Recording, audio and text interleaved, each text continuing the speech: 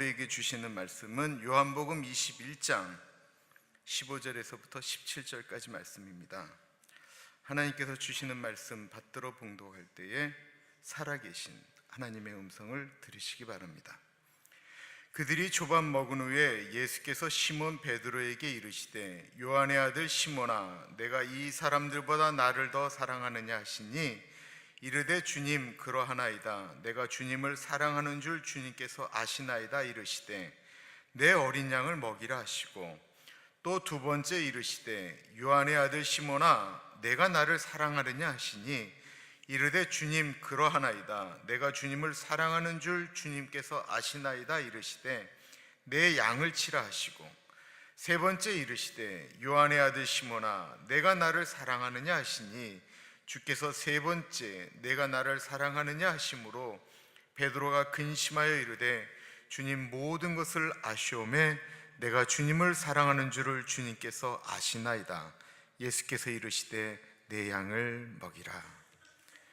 사명의 회복이라는 제목을 가지고 말씀 전해 주시겠습니다. 많은 은혜 받으시기 바랍니다.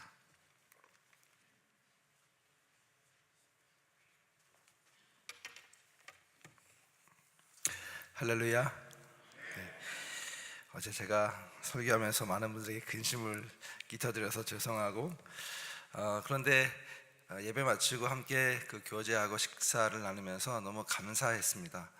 많은 분들이 관심을 가져주시고 또 염려해 주시고 또 많은 조언을 해주시고 되게 굉장히 따뜻했습니다. 그래서 오늘 아침에 올 때는 한결 굉장히 가벼운 마음으로 왔어요. 되게 편안한 마음으로 와서 또 우리 목사님이 이렇게 친절하게 여러분에게 어떻게 반응해야 될 것인가, 제가 이렇게 하면 아멘 할 것까지 하셔서 굉장히 큰 은혜가 되었습니다. 잠깐 기도하고 말씀 전하겠습니다. 참 좋으신 아버지 하나님, 우리 삶 가운데서 하나님이 역사하고 계심을 인하여 감사합니다.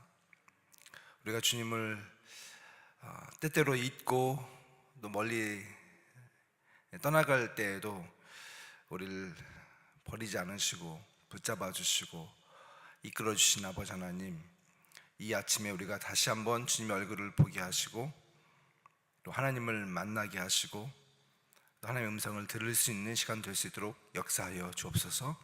감사합니다. 예수님 이름으로 기도합니다. 아멘.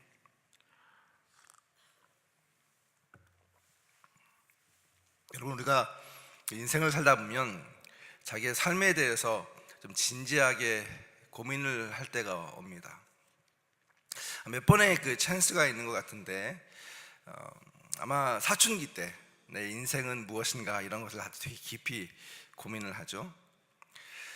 그리고 한 중년에 이르게 되면 자기 삶에 대해서 또 다시 한번 고민하는 시점이 오게 됩니다. 그런데 이런 모든 그 고민들은 사실 어떤 위기와 더불어서 온 것 같습니다. 나의 삶에 대해서 진지하게 고민하게 되는 그런 시점들, 흔히 중년들이 겪는 위기를 미들라이프 크라이시스라고 이야기를 합니다. 중년의 위기. 그런데 이 여성들과 남성들이 비슷한 시기에 또 비슷한 현상을 겪게 되는데, 여성들이 겪는 이런 중년의 위기를 가리켜서 빈둥지 증후군이라고 표현을 합니다. 그래서 인생을 열심히 살고 또 자기 자신을 희생해서 열심히 정말 달려왔는데 어느 날 정신을 차리고 보니까 아무도 없는 거예요. 자기 정말 사랑하고 아끼고 모든 것을 희생했던 자기의 자녀들이 이제 커서 대학을 가거나 아니면 결혼을 해서 떠나가 버리고, 또 남편도 너무 바빠가지고 만날 시간이 없는 거예요. 빈둥지 증후군을 경험하죠. 그때쯤 되면 여성들에게는 또 신체적인 변화가 오게 됩니다. 온몸이 금방 아프게 되고 또 우울하게 되고, 내가 누구인가, 나의 인생은 무엇인가 이런 것을 고민하면서 자기 뭔가를 잃어버린 것 같은, 뭔가 큰 문제를 경험하는 것 같은, 정신적으로 또 심리적으로 정서적인 그런 위기를 경험하게 됩니다. 여성들이 이렇게 빈둥지 증후군을 경험하게 될 때 남성들은 어떤 것을 경험하게 되냐면 파랑새 증후군이라고 하는 것을 경험합니다. 자기 삶이 뭔가 철저히 갖춰져 있는 것처럼 느껴지는 거예요.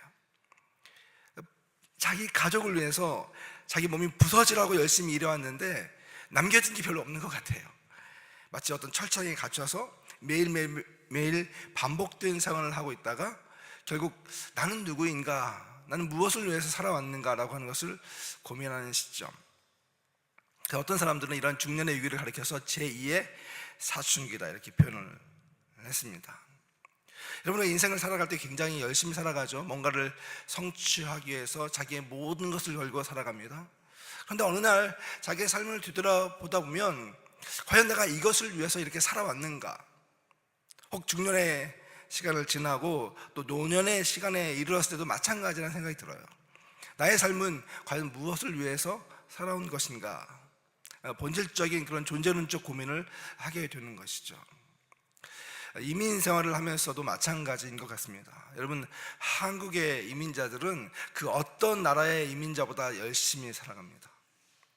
우리가 미국에 이민 올 때 대부분 우리는 아메리칸 드림이라고 하는 것을 이루기 위해서 살아가죠. 아마 여기 계신 분들은 이민 오신 지가 되게 오래되신 분들이 많아서 아메리칸 드림을 이미 이루신 분이 많이 계실 거예요. 제가 어제 잠깐 미국에 처음 왔을 때 이야기를 했다가 밥 먹다가 장로님한테 18년밖에 안 돼가지고 뭐 그런 얘기를 하냐고, 여기 40년 된 사람들도 있다고 50년 된 사람도 있다고 제가 좀 부끄러웠습니다. 근데 여러분, 인생 이민 생활을 하면서 흔히 이야기하는 아메리칸 드림, 별거 아니더라고요. 수영장 달린 집을 가지고 있고 또 자동차 2대를 가지고 있고 자기 직장을 가지고 있는 사람들을 가리켜서 미국 사람들은 아메리칸 드림을 이루었다 이렇게 이야기를 하더라고요. 근데 여러분, 이렇게 우리가 뭔가를 이루기 위해서 열심히 희생하고 살아오면서 자기 자녀를 잘 키우고 또 성공한 것처럼 보이는데, 또 아메리칸 드림을 이룬 것처럼 보이는데, 이민자들의 삶의 실상은 어떻습니까?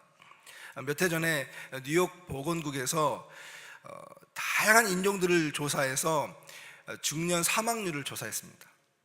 충격적인 결과가 나왔어요. 그 수많은 사람들, 뉴욕시에 살고 있는 그 수많은 인종들을 조사했는데 중년 사망률 1위가 한국 사람들이었습니다. 그만큼 한국 사람들은 한국에 있든지 미국에 있든지 최선을 다해서 살아갑니다. 자기 자신의 생명을 바쳐서 성공하기 위해서 뭔가를 이루기 위해서 살아가는 거예요. 그런데 여러분, 그렇게 열심히 살고 뭔가를 이뤄가는 것처럼 보이지만 그럼에도 불구하고 우리의 삶에는 뭔가가 채워지지 않는, 내가 정말 인생을 잘 살고 있나라고 하는 것을 고민할 수밖에 없는 그런 시점에 이르게 된다라고 하는 것입니다. 제가 최근에 읽은 책 가운데 All In이라고 하는 책이 있었는데 그 책의 저자인 마크 배터슨이 이런 이야기를 합니다. 이분은 어릴 때 굉장히 공부를 잘했던 것 같아요. 그 미국의 최고 명문 대학 중에 하나인 시카고 대학에 4년 장학금을 받고 학교에 입학을 했습니다. 그리고 부푼 꿈을 꾸고 이렇게 인생을 살다 보면 내가 정말 성공하겠지, 뭐 이런 기대감을 가지고 자기 인생을 즐기기 위한 삶을 살다가 자기 삶에 대한 심각한 도전을 경험하게 되었습니다. 어떻게 살아야 될 것인가? 그래서 그가 하나님 앞에 나아가서 이렇게 질문합니다. 하나님, 저는 무엇을 위해 살아야 됩니까? 저의 인생을 무엇에 걸어야 됩니까? 그리고 그가 이렇게 이야기합니다. 하나님 앞에서 자기가 던진 이 질문은 자기 인생에서 가장 위험한 질문이었다. 왜냐하면 그 질문을 던지면서 자기의 인생이 180도 달라졌기 때문에 그렇습니다.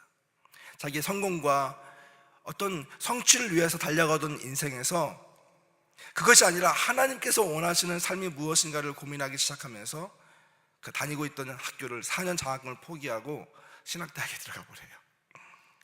그리고 목사가 됩니다. 아주 유명한 목사님이 되셔서 지금 전 세계적으로 엄청난 영향을 미치는 목사님이 되셨어요. 여러분, 나의 삶을 무엇을 위해서 살아야 될 것인가라고 하는 이 질문, 근데 그 질문은 누구에게 던져야 되냐면 내 자신에게도 필요하지만 나를 만드시고 또 나를 조성하신 그 하나님 앞에 던져야 되는 질문이라고 하는 것입니다. 인생 가운데서 가장 위험한 인생은 어떤 인생이냐면 하나님 앞에서 자기의 인생을 묻지 않는 사람, 그리고 평생을 살아가는 사람이야말로 가장 불행한 인생이라고 그는 이야기를 합니다. 왜냐하면 우리를 만드시고 우리를 창조하신 하나님께서 우리 각자의 인생에 디자인을 해놓으셨기 때문에 그 디자인을 알지 못하고 살아가는 인생만큼 위험한 인생이 어디 있는가라고 하는 것을 이야기하고 있는 거예요. 여러분, 인생을 오래 살아오면서 매 순간순간마다 잊지 말아야 될 질문, 나는 누구이고 무엇 때문에 왔고 무엇을 위해서 살아가야 되는가라고 하는 이 가장 본질적인 질문을 하나님 앞에서 던지는 저 여러분 되기를 주의 이름으로 축원합니다. 오늘 본문을 우리가 읽어보면 베드로를 만나게 되는데 너무나 잘 아는 인물이잖아요. 이 베드로의 인생을 통해서 바로 우리의 삶 가운데서 우리가 잊기 쉬운 혹은 잃어버리기 쉬운 가장 중요한 순간들을 우리는 발견하게 됩니다. 여러분, 오늘 본문이 기록되어 있는 말씀을 좀 보면 요한복음의 마지막 장, 마지막 사건으로 기록되어 있는 것을 보게 되죠. 저는 말씀을 이렇게 묵상하다가 이 부분에 좀 주목하게 되었어요. 마태, 마가, 누가, 요한 이 네 개의 복음서를 우리는 사복음서라고 이야기하는데, 이 사복음서는 예수님의 삶과 사역에 대한 기록이 기록되어 있는 내용입니다. 그렇기 때문에 이 철저한 주인공은 누구시냐면 예수 그리스도시죠. 예수님이 누구시고 이 땅에서 어떤 일을 하셨는가라고 하는 것을 이 사복음서는 그대로 드러냅니다. 그리고 이 사복음서의 마지막 마태복음, 마가복음, 누가복음에 보게 되면 예수님이 그의 삶을 어떻게 종결하셨는가를 우리에게 보여줍니다. 마태복음 28장에서는 그의 삶의 사역을 다 마치시면서 마지막 그 하나님이 주신 사명을 제자들에게 위임하시는 장면으로 이야기가 끝이 납니다. 마가복음과 누가복음에 보면 예수님의 사역을 다 마치시고 하늘나라로 승천하시는 장면으로 성경이 끝이 납니다. 근데 유독 이 요한복음에서는 그러한 내용으로 성경이 끝나는 것이 아니라 예수님께서 베드로를 찾아오셔서 그와 함께 대화를 나누는 내용으로 성경이 마치게 되는 것을 보게 돼요. 참 희한하죠? 왜 예수님이 자기의 이 일생의 삶을 살아가면서 가장 중요한 그 사건 가운데서 마지막 사건으로 베드로를 만나는 이야기로 요한복음을 종결하고 있는 것일까? 이 이야기를 좀 알기 위해서 저는 베드로를 찾아오셨던 예수님, 가장 처음에 그를 만났던 예수님과 이 마지막 만남을 좀 비교해서 생각을 해 보았습니다. 여러분, 우리가 잘 아는 것처럼 베드로와 예수님의 첫 만남은 갈릴리 바닷가에서 있었던 사건이죠. 베드로는 어부였습니다. 밤새도록 고기를 잡고 또 그물을 내리고 있었는데 우리가 아는 것처럼 단 한 마리의 고기도 잡지 못하는 사건이 있었죠. 그때 예수님께서 베드로에게 이야기를 합니다. 너의 그물을 깊은 곳에 던져라. 베드로가 예수님의 말씀을 듣고, 누군지 알지 못했지만 그 말씀을 듣고 그물을 내렸을 때 그물이 찢어질 만큼 엄청난 고기를 잡는 사건이 나오게 되죠. 근데 이 사건 다음에가 되게 중요합니다. 그럼 예수님의 말씀에 의거해서 그물을 내렸더니 엄청난 고기를 잡았는데 그 다음에 베드로가 예수님 앞에 나와서 보였던 반응은 그 앞에 엎드려져서 이렇게 고백하는 것이었습니다. 주님, 나를 떠나주세요. 주님, 나를 떠나주세요. 이런 베드로가 갖고 있는 가장 갈망, 그의 삶 속에 있어서 가장 중요한 사건은 어쩌면 어부로서 많은 물고기를 잡고 성공하는 것이에요. 그런데 자기가 평상시에 원했던 그런 성공을 거두었음에도 불구하고 그 성공을 주셨던 예수님 앞에 나와서 그는 이렇게 이야기합니다. 주님, 저를 떠나가 주세요. 저는 죄인입니다. 아마 베드로는 예수님과의 이 만남을 통해서 자기가 그동안 살아오면서 가지고 있었던 인생에 대한 고민을 좀 어느 정도 해결받은 것 같아요. 그는 물고기를 잡고 어부로서 살아왔지만 그러나 그 내면 가운데 가지고 있었던 수많은 갈등, 나의 인생에 대한 가장 본질적인 그 갈증, 나는 누구인가? 나는 무엇을 위해서 살아야 되는가? 나는 어떠한 존재인가? 라고 하는 그 질문을 예수님과의 만남을 통해서 해결받은 것 같아요. 주님, 저는 죄인입니다. 나의 삶에서 가장 본질적인 고백을 그가 예수님께 드려요. 근데 예수님께서 놀라운 말씀을 하시죠. 베드로를 향해서 베드로야, 두려워하지 말라. 이제부터는 네가 고기를 낚는 어부가 아니라 사람을 낚는 어부가 되게 하겠다. 그러면서 한 번도 생각해 보지 못했던 엄청난 차원의 그런 하나님의 비전을 베드로에게 던져주시는 예수님을 우리가 만나게 되는 것이죠. 그 말씀에 의거해서 베드로가 자기의 생업을 포기하고 예수님을 쫓는 모습이 성경에는 기록되어 있습니다. 저는 오늘 말씀을 이렇게 준비하면서 다시 한번 여러분들을 생각해 보았습니다. 오늘 이곳에 나와서 말씀을 듣고 있는 여러분들은 어떤 분들일까? 22개 도시에서 모여서 신앙생활을 하고 있는 우리 성도들은 어떤 경험을 가지고 있을까? 적어도 베드로와 같은 이런 경험을 하신 분들이 아닐까 이런 생각을 해보았어요. 인생을 살아가면서 예수님과의 어떤 그런 뜨거운 만남을 가지고 있지 않았을까? 저는 예수님을 제가 좀 어릴 때 만났었는데요. 중학교 1학년 때 이제 겨울 수련회를 가서 거기서 이제 예수님을 만났습니다. 근데 뭐 한국에서 많은 그 청년들이 그런 것처럼 교회 수련회에 가서 이제 놀러 갔죠. 놀러 갔는데 가보니까 뭐 그 당시만 하더라도 어떤 프로그램이 없었잖아요. 아침에 뭐 일하면 새벽기도, 또 점심에 점심 먹고 또 예배드리고, 또 저녁 예배드리고, 또 철야기도 하고, 중간중간 세미나하고, 얼마나 지겨웠는지 몰라요. 여길 내가 왜 왔나, 어린 마음에. 근데 맨 마지막 날에 이제 하루만 버티면 집에 간다 이런 마음을 가지고 예배를 드리고 있는데, 그 전사님이 말씀을 전하고 있는 전사님이 그런 이야기를 하시는 거예요. 오늘 이곳에 오는 여러분들, 이 수련회에 오기 전에 예수님을 만날 준비를 하고 왔습니까? 오늘 받을 은혜를 준비하고 왔습니까? 기도하고 왔습니까? 예수님을 사모하고 있습니까? 이 말씀을 이렇게 던지고 있는데 갑자기 제가 뻥 뚫린 것 같은 그런 경험을 했어요. 하나님의 은혜가 임하기 시작하는데, 정말 하나님이 살아계신 것과 예수 그리스도께서 나의 구주가 되셨다고 하는 사건이 그대로 믿어지는 사건, 아마 여러분이 예수님을 만나면서 경험했던 그 사건을 저도 경험했던 것 같아요.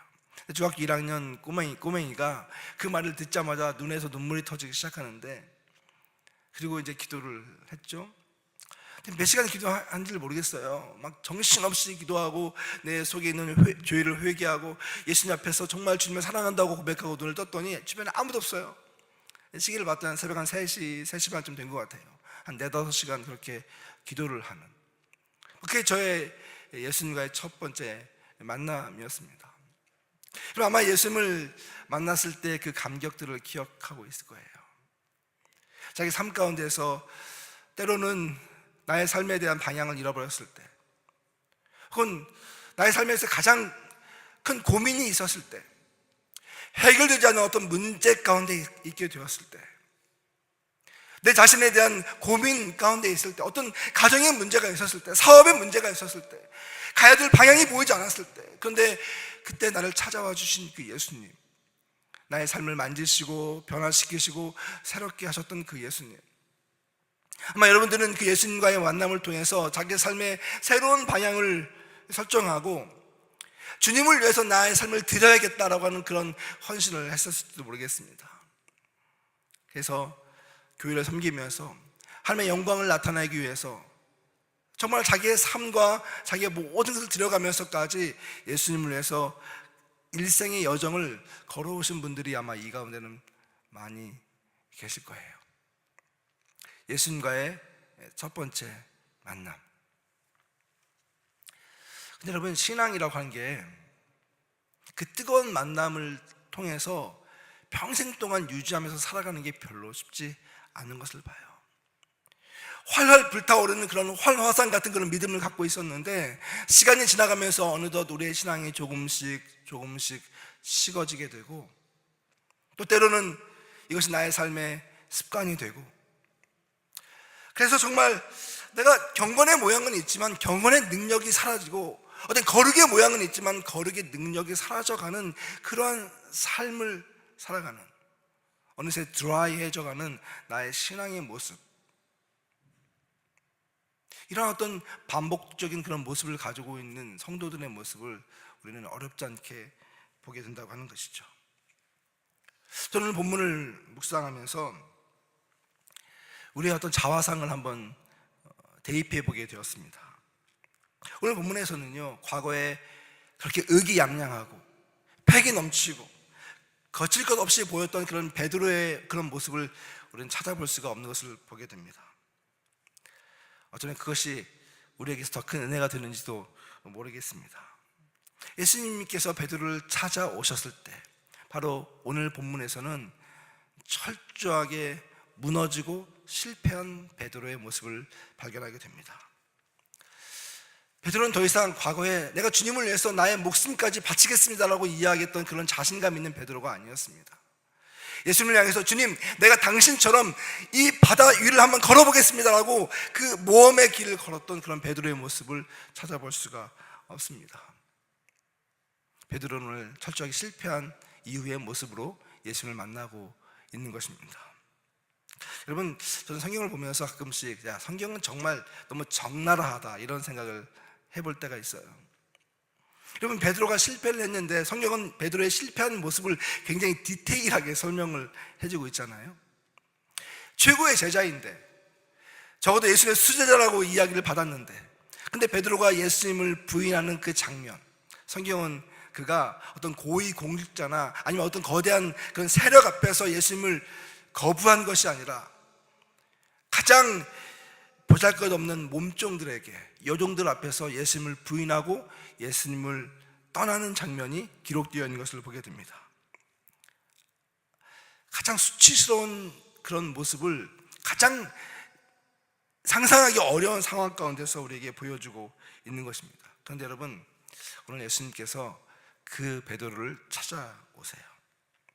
그런데 여러분, 예수님이 베드로를 찾아올 때 그냥 찾아오신 것이 아니라 거기에는 굉장히 치밀한 예수님의 계산과 계획이 함께 있었던 것을 우리는 발견하게 됩니다.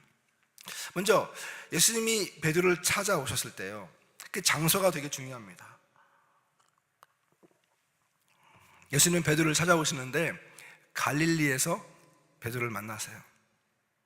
이 말씀을 우리가 좀 보게 되면 마태복음 28장에 부활하신 예수님께서 여성들을 만나게 됩니다. 여자 성도들을 만나면서 뭐라고 말씀하시냐면, 내가 갈릴리로 가겠다, 거기에 가면 너희들이 나를 만날 수 있을 것이다 라고 이렇게 암시를 하시는 장면이 나옵니다. 그리고 실제로 이 장면이 무대가 갈릴리로, 예루살렘에서 갈릴리로 옮기게 됩니다. 여러분, 예루살렘에서 갈릴리까지는 한 100마일 정도 되는 거리입니다. 지금으로 이야기하면 차를 타고 가면 2시간 반이면 가는 거리죠. 그러나 그 당시 차가 없던 시대를 보게 되면 적어도 걸어서 3일 이상을 가야 되는 거리입니다. 근데 이 사건이 발생했던 예루살렘이 아니라 3일을 걸려서 가야 될 이 갈릴리에서 다시 만나자라고 예수님이 말씀하셨을까라고 하는 내용이에요. 실제로 예수님의 그 부활 사건 이후에 제자들은 예루살렘을 떠나서 갈릴리로 가게 됩니다. 근데 이 갈릴리에 갔을 때 제자들이 뭐라 하냐면 다시 과거의 직업으로 회개하는 장면이 나오게 되잖아요. 그곳에서 예수님을 기다리고 찾은 것이 아니라 어쩌면 자기의 그 많은 갈등과 그 번민 가운데서 과거의 직업으로 회개하는 장면이 나옵니다. 아마 여러 가지 생각이 있었을 거예요. 예수님이 살아나셨다고 하는데, 그런데 과연 나의 인생은 어떻게 살아야 될 것인가 라고 하는 제2의 고민을 하면서 다시 어부의 직업으로 돌아가는 베드로와 제자들, 거기서 또 밤새도록 그물을 내리죠. 그런데 고기 한 마리를 잡지 못하는 그들의 모습을 또 발견하게 됩니다. 새벽녘이 되었습니다. 멀리서 소리가 들려요. 그 소리 이것이었습니다. 얘들아, 너희에게 고기가 있느냐? 한번 따라 해볼까요? 얘들아, 너희에게 고기가 있느냐? 예수님이 밤새도록 그물을 내리고 있는 제자들에게 첫 번째 하신 질문이 그것이었습니다. 얘들아, 너희에게 고기가 있느냐? 그리고 친절하게 이렇게 이야기합니다. 그물을 배 오른편에 던져라, 그러면 잡으리라. 예수님께서 제자들에게 이렇게 친절한 말씀을 해주십니다.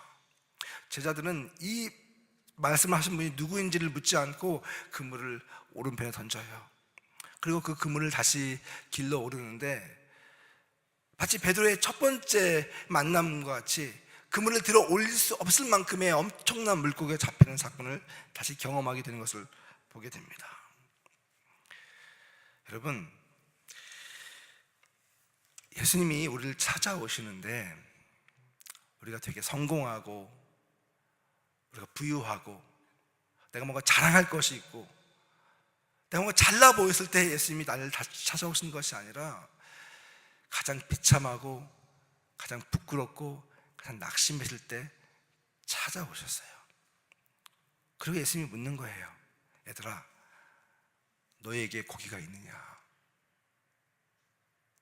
최근에 읽고 있는 책 가운데 김영석 교수가 쓴 그 100년을 살아보니라는 책, 아마 이 책은 여러분들에게 좀 어울리는 책일 것 같아요. 아직 100년을 살아보신 분은 안 계시죠.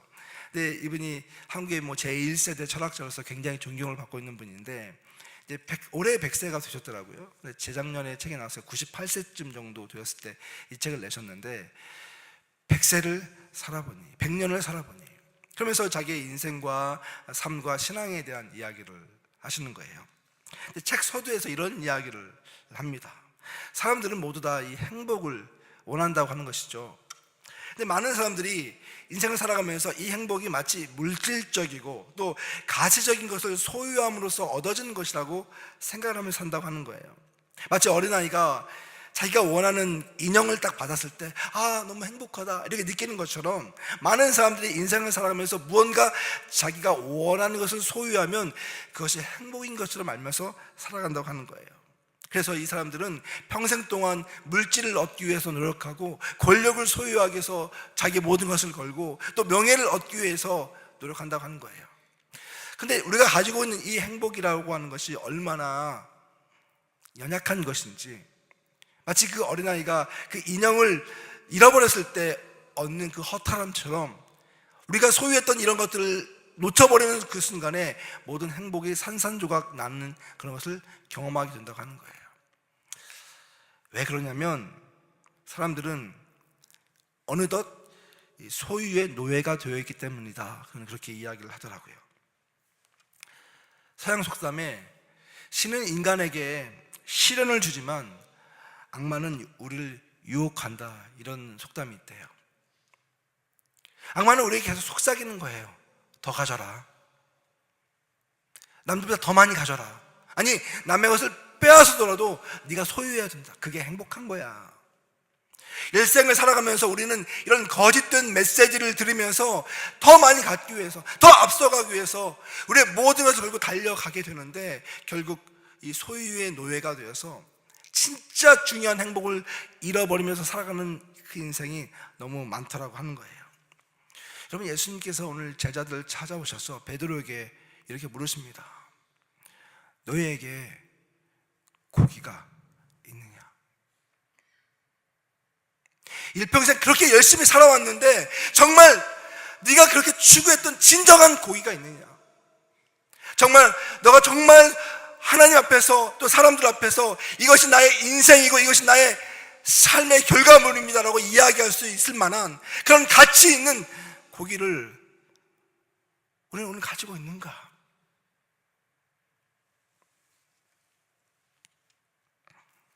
근데 여러분, 예수님께서 이 말씀 하셨을 때에는 사실 우리 속에 있는 이런 허물과 잘못된 것을 들추어내기 위해서 하신 질문이 아니에요.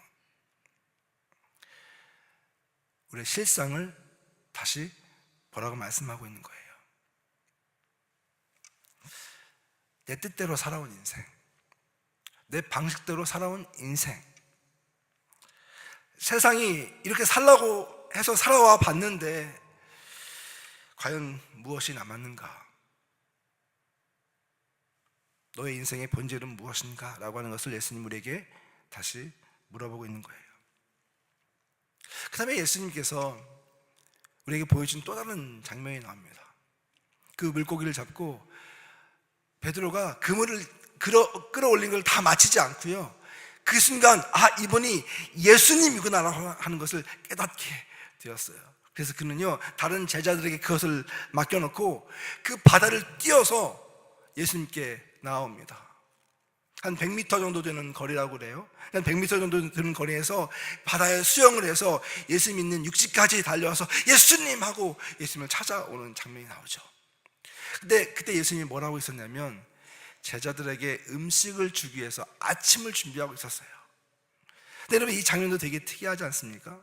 예수님이 제자들을 위해서 음식을 준비하고 있는데 성경에서는 이 장면을 이렇게 묘사하고 있는 거예요. 숯불을 피워놓고 물고기를 굽고 계신 예수님.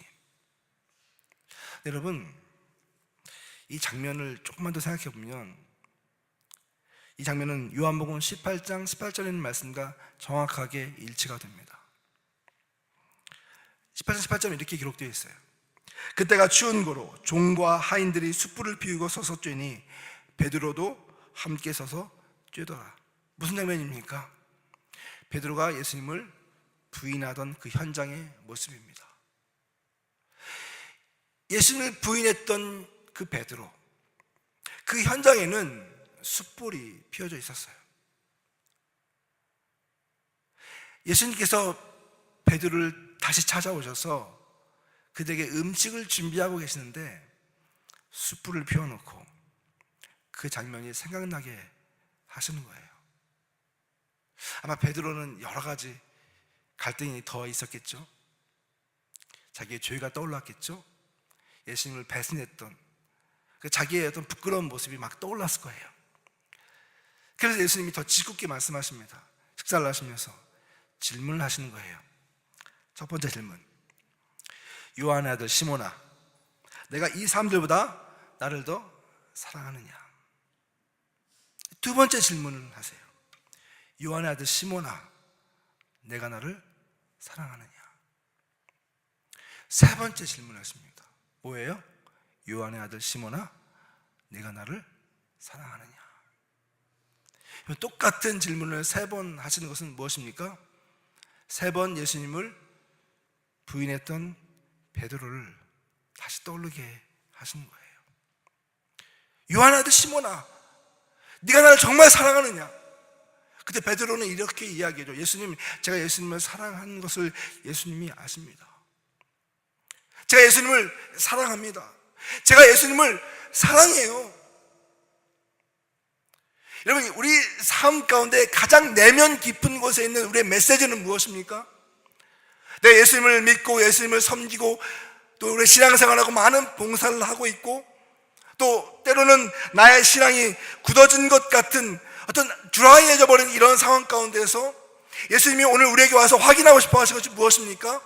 정말 네 마음 가장 깊은 곳에서 너의 어떤 외적인 어떤 활동과 어떤 열매가 아니라 너의 가장 심연, 가장 깊은 곳에서부터 예수님에 대한 그 사랑이 여전히 살아 꿈틀거리고 있는가라고 하는 것을 예수님은 오늘 우리에게 확인하고 싶어 하는 거예요. 혹 내가 잃어버렸던 그 예수님에 대한 그 사랑을 다시 그 예수님의 질문을 통해서 다시 불러일으키고 있는 거예요. 네가 정말 나를 사랑하느냐? 네가 정말 나를 사랑하느냐? 네가 실패하고 네가 넘어지고 때론 네가 예수님을 부인하고 예수님을 저주했다 할지라도 그러나 너의 가장 가슴속 깊은 곳에 있는 하나님과의 그 관계, 정말 그분을 사랑하고 정말 하나님을 너의 가장 삶의 중심으로부터 사랑하고 있는지를 예수님 다시 우리에게 묻고 그것을 회복시키고자 하는 예수님의 모습을 우리는 발견하게 되는 거예요. 좀 부끄러운 이야기를 좀 할게요. 굉장히 제가 최근에 바쁘게 살고 있는데요. 한 재작년인가 오늘 잠을 자고 있는데 갑자기 숨이 잘 안 쉬어지는 거예요. 그래서 이상하다. 제가 되게 건강 체질이어가지고 사실 한 번도 건강에 대한 염려를 해본 적이 없는데 갑자기 숨이 막 안 쉬어지는 거예요. 자고 있다가 갑자기. 그래서 뭔가 좀 이상하다. 잠을 깨서 이제 밖에 나와서 소파에 이제 나왔습니다. 새벽 1시, 1시 반쯤 됐던 것 같아요. 근데 딱 나와서 앉는데 숨이 안 쉬어지고 막 정말 호흡이 안 되고 어떻게 해야 될지도 모르겠는 거예요. 이게 어떻게 된 일이지? 그래서 정말 어떻게 해가지고 이제 숨을 다시 쉬고 좀 진정을 시키고 그리고 이제 한참 시간이 지났죠. 다시 침대에 들어가서 잠을 잤어요. 근데 며칠 있다가 또 그런 현상이 발생하는 거예요. 숨이 안 쉬어지고 그리고 제 마음 가운데 온갖 걱정이 막 드는 거예요. 수많은 걱정과 근심이 막 몰려들기 시작하는데 거기에 사로잡혀서 눈을 뜨면 너무 불안하고 숨을 쉴 수가 없고 너무 답답하고 뭔가 내 인생에 엄청난 거대한 문제가 발생한 것 같은. 근데 그때 알게 되었어요. 이게 사람들이 이야기하는 공황장애의 어떤 그 신호구나. 저는 사실 이 공황장애가요, 공항에 가서 비행기를 못 타는 게 공황장애인 줄 알았습니다. 무식하죠, 되게. 많은 사람이 그렇게 알고 있어요, 사실은요. 근데 그게 아니더라고요. 내 삶 가운데 뭔가 좀 문제가 있다고 하는 것을 발견하게 되었어요. 근데 그때 제가 저의 삶을 한번 되돌아보았습니다. 제가 굉장히 바쁘게 살고 있었거든요. 나름대로 하나님의 일을 한다고 뭐 여러 사람들을 만나고 설교도 하고 강연도 하고 바쁘게 살았어요. 기도도 했어요. 말씀도 읽었어요. 그런데 내 마음 가운데 깊이 들어가면서 내 자신을 관찰해 보니까, 여러분, 그 외적인 어떤 신앙적인 행위는 있는데 예수님과의 그 만남에 어떤 그 감격이 없어진 거예요. 하나님을 믿고 있다고 이야기하는데, 하나님을 전파하고 있긴 있는데 내 마음 가운데 정말 영적인 하나님과의 만남이 없어진 거예요. 그러니까 나는 마치 앵무새처럼 내가 배우고 알고 있는 것을 가르치고 이야기하고, 그런데 내 영적인 가장 깊은 곳에서는 하나님이 없는, 제가 이렇게 고백했어요. 내 안에 하나님이 없다. 마치 필립 얀시가 이야기한 것처럼 내 안에 하나님이 없다. 여러분, 이게 도대체 가능한 일인가요? 우리가 하나님의 일을 하고 교회를 다니고 봉사를 하고 또 기도도 하고 뭐 말씀도 보는데, 그런데 내 안에 하나님이 없어질 수 있나요? 그럴 수 있더라고요. 여러분, 정말 우리가 하나님의 그 일은 어떤 외적인 행동을 통해서 이루어지는 것이 아니라 그분과의 인격적인 만남, 정말 그분을 내가 진심으로 사랑하고 그분이 나의 삶에서 정말 역사하고 있다고 하는 그 사실, 지금도 살아계셔서 나의 삶을 관찰하고 계시고 나를 사랑해 주시고 나를 너무 사랑하셔서 자기의 생명까지도 아끼지 않고 내어주셨다고 하는 이 감격과 이 사실이 여전히 꿈틀대고 우리의 삶 가운데 운행하고 있을 때, 그때야 정말 우리의 삶이 신앙이 살아있는 신앙인 거예요. 여러분, 우리가 삶을 살아가면서 우리의 삶이 공허해지거나 우리의 삶에 정말 너무나 큰 갈등이 있게 될 때, 내가 교회를 다니고 신앙생활을 하고 있고 어떤 봉사를 하고 있고 어떤 일을 하고 있다고 하는 그 행위 자체가 아니라 정말 내 삶 가운데서 그분이 나와 함께 대화를 하고 나와 함께 그분의 삶을 나누어 주고 있는가, 이것이 더 중요하다고 하는 것입니다. 여러분, 예수님께서 제자들을 처음 만났을 때, 베드로를 처음 찾아오셨을 때요, 예수님 베드로에게 요구한 것이 있었습니다. 그게 무엇인지 아십니까? 예수님이 이렇게 이야기하셨어요. Come, follow me.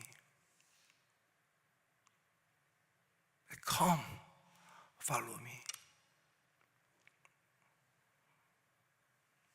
베드로야, 네가 나를 만났으니까 이제 너는 엄청난 일을 해야 돼. 넌 이제 그 일을 하기 위해서 하도 트레이닝을 받을 거야. 넌 이것도 하고 저것도 하고 이것도 똑바로 해야 되고 이것도 완벽하게 해야 돼. 예수님이 제자들에게 그렇게 말씀하신 게 아니라 Just come follow me. 베드로야, 나와 함께 걷자. 나와 함께 가자.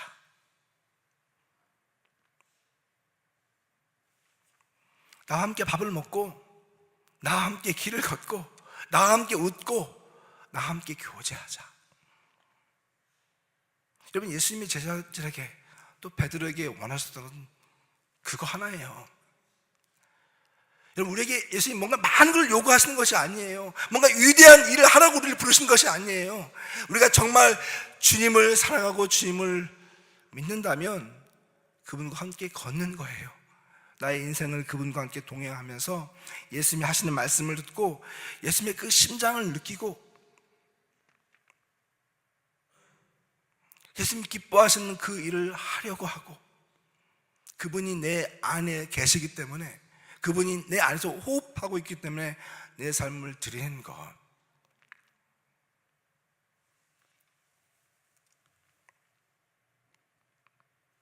여러분, 이 이후에 우리가 아는 것처럼 베드로의 삶은 완전히 달라지게 되죠. 그 전까지 자기 어떤 의지와 어떤 그 야망과 열심을 통해서 예수님을 쫓았다고 한다면 이 사건 이후로 베드로는 자기의 인생을 예수님께 완전히 드리고 주님이 원하시는 그런 삶의 여정을 더 깊이 있게 가는 것을 보게 됩니다. 베드로뿐만 아니라 다른 제자들도 역시 그러한 삶을 살게 돼요. 존 폭스가 쓴 그 기독교 순교 사화를 보면 이들의 마지막 삶의 여정이 어떠했는가를 이렇게 기록합니다. 마태는 등에 칼을 맞아 죽었고,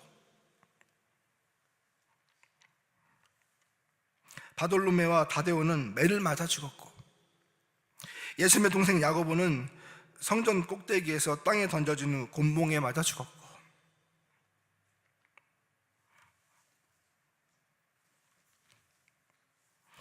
열심당 시몬과 빌립은 십자가 저형을 당했고, 마띠아는 돌에 맞고 참수를 당해 죽었고, 요한은 펄펄 끓는 기름 가마솥에 넣어도 죽지 않자 성으로 유배를 갖고 이후 3편의 서신서를 쓰고 죽었고, 사도 베드로는 로마에서 십자가에 거꾸로 매달려 죽는 그런 최후를 당했다. 사실 어떻게 보면 우리가 생각하는 성공적 관점에서 볼 때는 이들의 인생은 성공한 것이 아니죠. 그런데 하나님은 그분의 역사책에서 이들을 영웅이라고 말씀하십니다. 하나님 나라의 최고의 일꾼이요 또 자랑이라고 말해요. 왜냐하면 그들이 엄청난 어떤 성과를 거두었기 때문이 아니라 예수님을 위해서 자기의 생명까지도 아끼지 않을 진정한 사랑이 그들 가운데 남아 있었기 때문에. 그리고 여러분, 역사 속에서는 이렇게 예수님을 위해서 이름도 없이 빛도 없이 자기의 생명을 바친 수많은 사람들이 있었던 것을 보게 됩니다. 그들의 헌신이 있었기 때문에 오늘 여러분과 제가 이렇게 신앙생활을 하고 있는 거예요. 여러분, 우리의 삶을 예수님께 드리기를 주의로 축원합니다. 근데 다시 우리의 삶을 찾아오신 그 예수님, 그리고 우리에게 말을 거시는 예수님, 질문하시는 예수님, 너에게 고기가 있느냐? 그리고 다시 우리에게 손을 내미시고 Come follow me, 나와 함께 다시 가자 라고 말씀하신 그 예수님께 우리의 삶을 드리는 저와 여러분 되기를 주의 이름으로 축원합니다. 같이 기도하겠습니다.